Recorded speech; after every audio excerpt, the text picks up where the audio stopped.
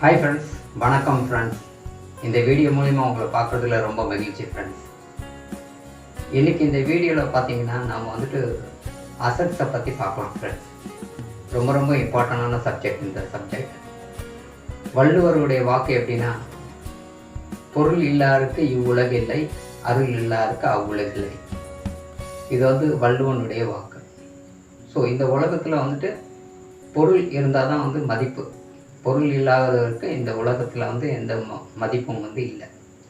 அதனால் ஒரு நிறுவனமும் சரி, ஒரு நார்மல் பர்சனும் சரி, அசட்ஸ் வந்துட்டு இம்பார்ட்டண்ட்டாக வந்து மெயின்டைன் பண்ணி ஆகணும். அந்த அசட்ஸ் பற்றியான முக்கியமான தகவல்களை இப்போ வந்து பார்க்கலாம் ஃப்ரெண்ட்ஸ்.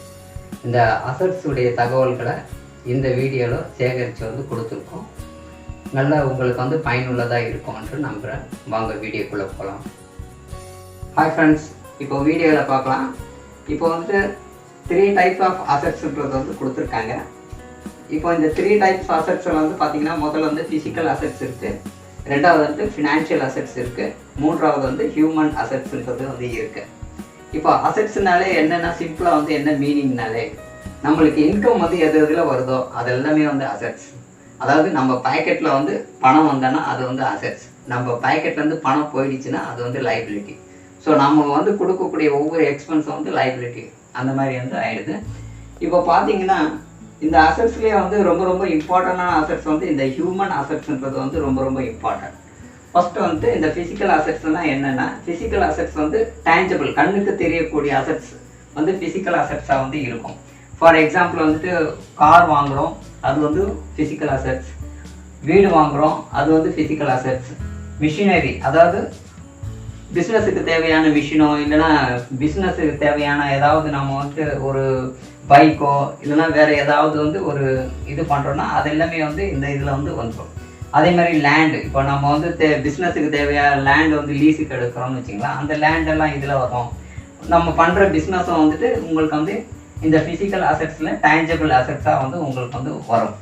இந்த அசட்ஸ் வந்து என்னென்னா கண்ணுக்கு தெரியும் இந்த அசட்ஸு. இப்போ என்னென்னா, இந்த அசட்ஸில் எக்ஸ்பென்ஸ் வந்து நீங்கள் பண்ணி ஆகணும். இதில் வந்து இன்கம் வந்து நமக்கு வரும், பட் எக்ஸ்பென்ஸ் பண்ணணும். அதில் வந்து நம்ம வந்து இப்போது எனக்கு ஒரு மிஷினரி இருக்குன்னா, அந்த மிஷினரிக்கு வந்து நான் என்னென்ன இன்புட் கொடுக்கணுமோ அதெல்லாமே கொடுக்கணும். அதே மாதிரி நான் ஒரு பிஸ்னஸ் ரன் பண்ணுறேன்னு வச்சுங்களேன், பிஸ்னஸுக்கு தேவையான மெட்டீரியலோ இல்லைனா பிஸ்னஸுக்கு தேவையான இன்வெஸ்ட்மெண்ட்டோ நான் பண்ணால் தான் எனக்கு வந்து ரிட்டர்ன் வந்து கிடைக்கும். ஸோ இன்வெஸ்ட்மெண்ட் வந்து இங்கே வந்து எக்ஸ்பென்ஸ் வந்து கண்டிப்பாக வந்து இருந்துகிட்டே இருக்கும். அதே மாதிரி மெயின்டெனன்ஸ் வந்து கண்டிப்பாக பண்ணியாகணும். இப்போ வந்து ஒரு கார் இருக்குன்னா காருக்கு வந்து மெயின்டைன் பண்ணணும், வீடு இருந்தால் வீட்டுக்கு மெயின்டைன் பண்ணணும், லேண்ட் இருந்தானா லேண்டுக்கு தேவையான இது வந்து மெயின்டைன் பண்ணணும், பிஸ்னஸும் மெயின்டைன் பண்ணணும், மிஷினரியும் வந்து மெயின்டைன் பண்ணணும். இது எல்லாமே வந்து மெயின்டைன் பண்ணணும். இதில் மோஸ்ட்லி சிலது வந்து ஓன் யூஸ் கூட இருக்கும்.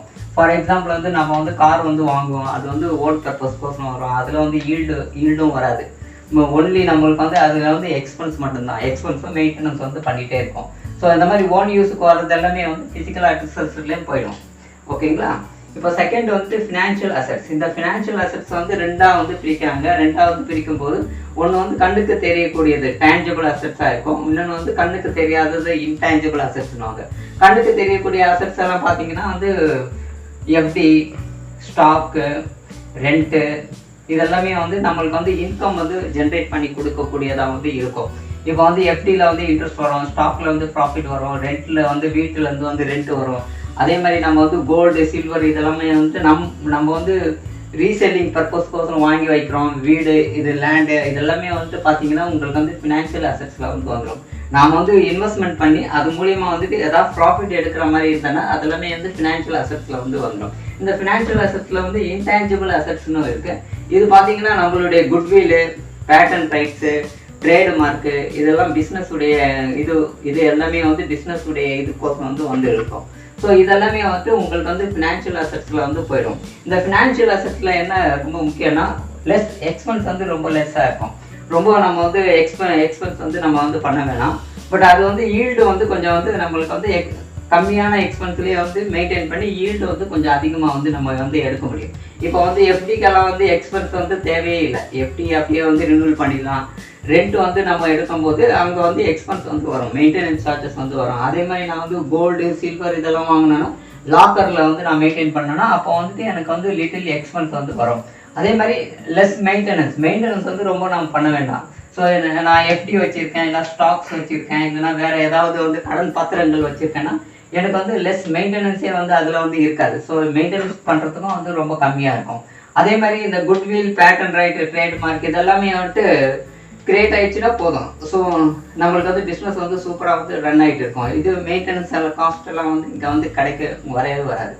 ஸோ இதுக்கு வந்து மூணாவது வந்து முக்கியமானது பார்த்தீங்கன்னா ஹியூமன் அசட்ஸ். ஹியூமன் அசட்ஸ் வந்து ரொம்ப ரொம்ப இம்பார்ட்டண்டான அசட்ஸ். இந்த அசட்ஸ் பார்த்தீங்கன்னா இன்டான்ஜிபிள் அசட்ஸ், கண்ணுக்கு தெரியாத அசட்ஸ் இந்த அசட்ஸ்.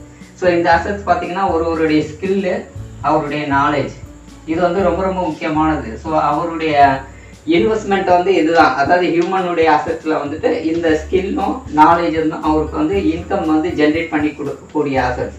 இந்த இன்கம் வந்து ஜென்ரேட் பண்ண கொடுக்கக்கூடிய அசட்ஸ்னால் ரொம்ப ரொம்ப பேஸ். ஒரு ஹியூமன் பீயிங்க்கு வந்து இன்கம் கெப்பாசிட்டி வந்துட்டு இருக்கு இல்லைங்களா, அதுதான் வந்து ரொம்ப மிகப்பெரிய வந்து அசட்ஸ். இங்கே வந்து கரெக்டாக வந்து அவங்க வந்து சொல்லியிருக்காங்க, அவர் most important assets is our own capacity to earn. நம்ம ஏர்ன் பண்ணக்கூடிய கெப்பாசிட்டி தான் ரொம்ப மிகப்பெரிய வந்து ஒரு அசட்ஸ். இந்த அசட்ஸுக்கு வந்து தான் நாம் வந்துட்டு ரொம்ப ரொம்ப முக்கியமாக வந்துட்டு இன்சூரன்ஸ்ன்றது வந்து இந்த அசட்ஸுக்கு வந்து நம்ம வந்து பண்ணியே ஆகணும். ஸோ நாம் வந்துட்டு என்னென்னா இப்போ வந்து ஃபிசிக்கல் அசட்ஸுக்கு வந்து இன்சூரன்ஸ் எல்லாம் பண்ணுவோம், ஃபினான்ஷியல் அசட்ஸுக்கும் வந்து இன்சூரன்ஸ் பண்ணுவோம். ஃபார் எக்ஸாம்பிள் வந்துட்டு ஒன்றும் இல்லை, கார் வாங்குகிறோம், இல்லைன்னா வீடு வாங்குகிறோம், இல்லை ஒரு மிஷினரி வாங்குகிறோம்னு வச்சுங்களேன்.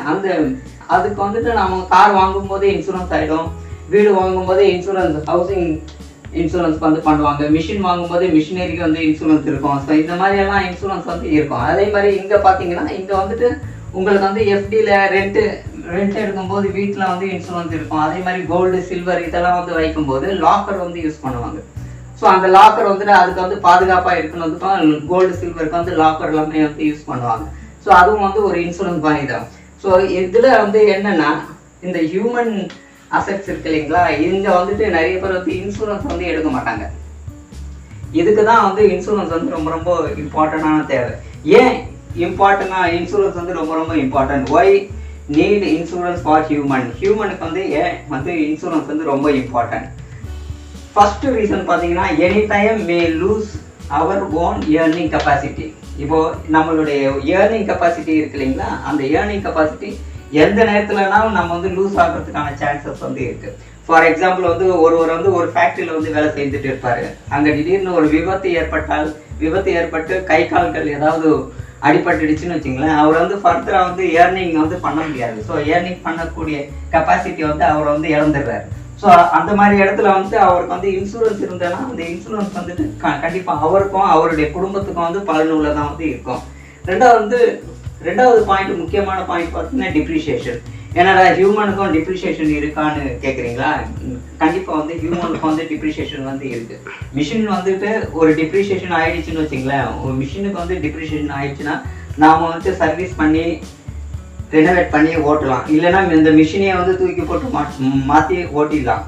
ஸோ மிஷினையே வந்து மாற்றிடலாம். பட் ஹியூமன் வந்து டிப்ரிஷியேஷன் ஆகிட்டுனா அவர் வந்துட்டு அந்த டிப்ரிஷியேஷனை சரி பண்ணிவிட்டு ஓட்டணுமே தவிர இங்கே வந்து ஹியூமனை வந்து மாற்றவே முடியாது.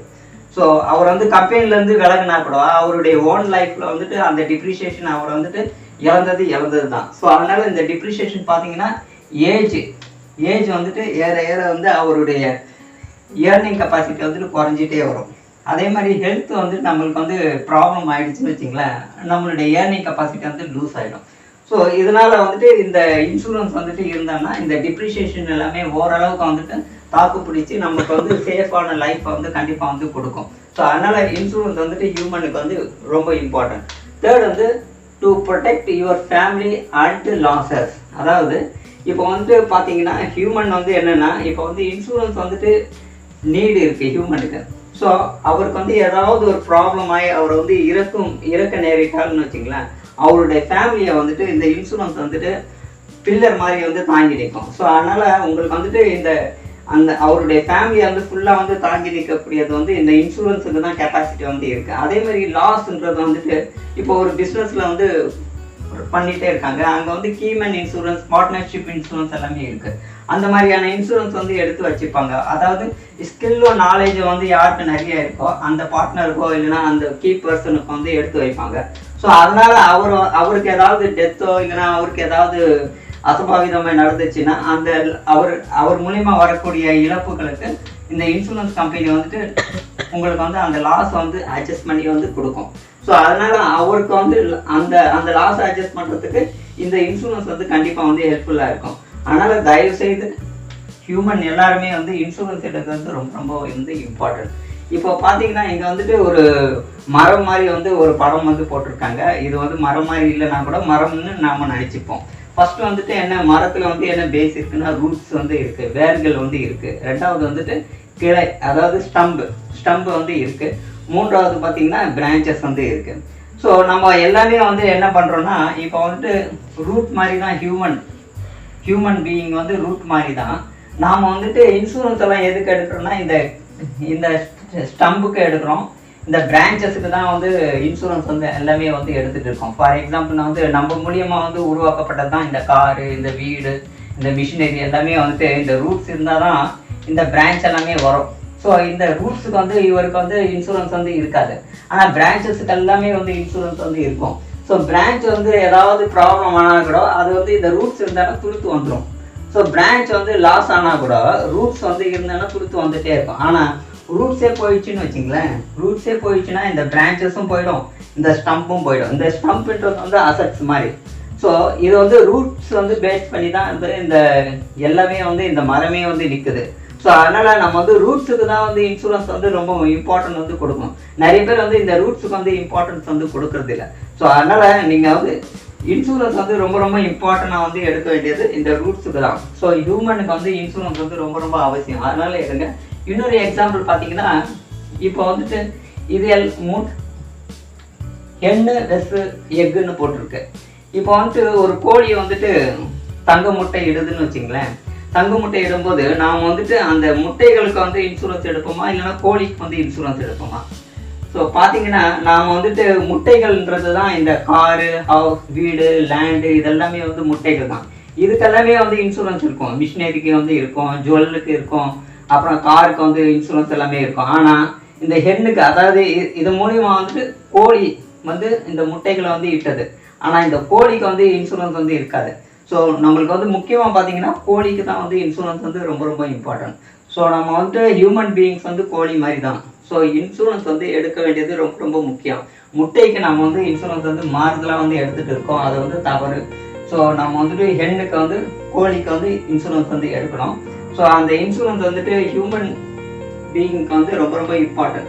அதனால் ஏதாவது இன்சூரன்ஸ் பற்றிய தகவல் வந்து தேவைன்னா என்னுடைய நம்பர் வந்து இங்கே கொடுக்கப்பட்டுள்ளது, வாட்ஸ்அப் நம்பர் இருக்குது. ஸோ என்னுடைய நம்பர் வந்து 9962152371. இந்த நம்பருக்கு வந்து கால் பண்ணுங்கள். ஏதாவது டீட்டெயில்ஸ் வேணும்னா உங்களுக்கு வந்து இன்சூரன்ஸ் பற்றியான டீட்டெயில்ஸ் வந்து தகவல்கள் வந்து அளிக்கப்படும். மேலும் இந்த வீடியோ உங்களுக்கு பிடிச்சிருந்தனா லைக் பண்ணுங்கள், ஷேர் பண்ணுங்கள், சப்ஸ்கிரைப் பண்ணுங்கள். Thank you my dear friends. All the best.